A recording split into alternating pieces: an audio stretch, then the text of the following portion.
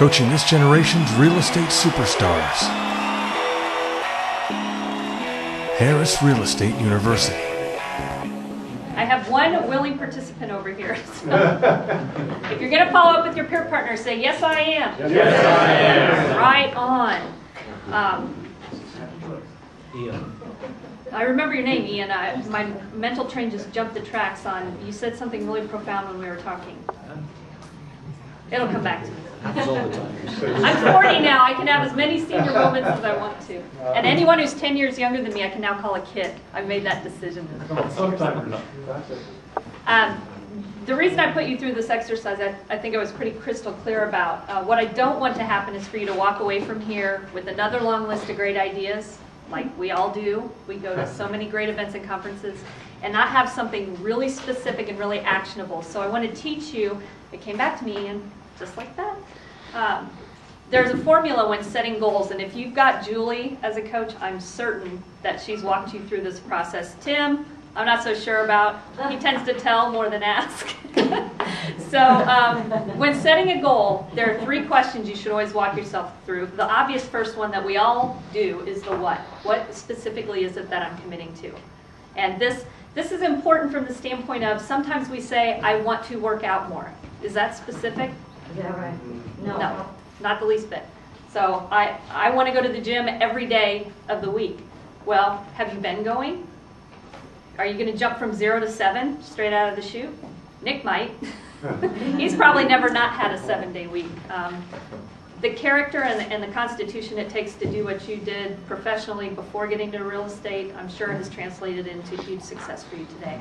My husband's black belt in Taekwondo and practices Muay Thai kickboxing, and for those of you who don't get involved in that intensity, we can all learn a lesson from people like Nick as far as discipline and commitment goes. So we've got what.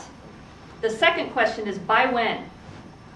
And this is where, Ian, you agreed to let me pick on you, and he said, I'm going to call Diane when I get back.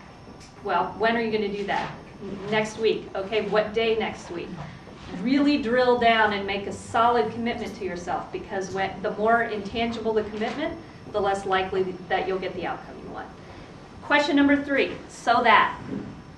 What is the benefit to you of doing this action? This is the one that virtually no one ever thinks about or writes down.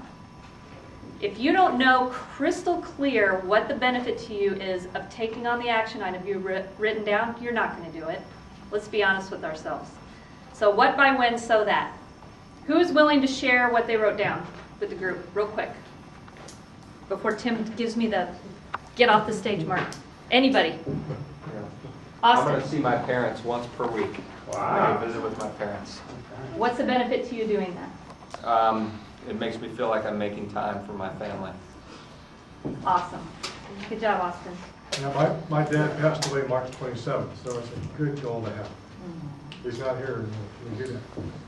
As someone whose dad died of a massive heart attack when I was 29 years old, I'd say if you want to spend time with your loved ones and your family, put it on your calendar, because you never know how much time you have. Right.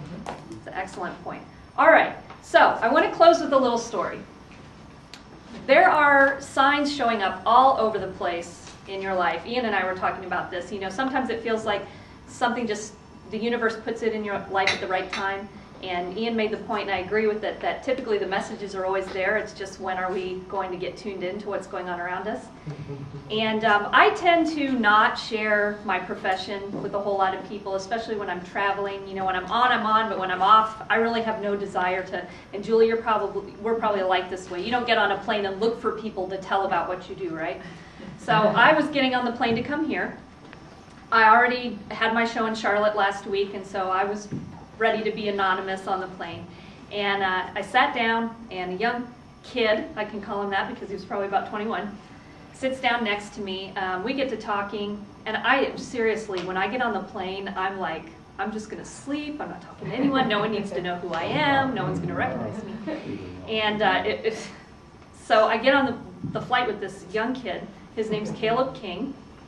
Watch for him. His parents live here in Laguna Niguel, and I think he's going to be a really reputable photographer one of these days. For free daily coaching, go to timandjulieharris.com. Harris Real Estate University.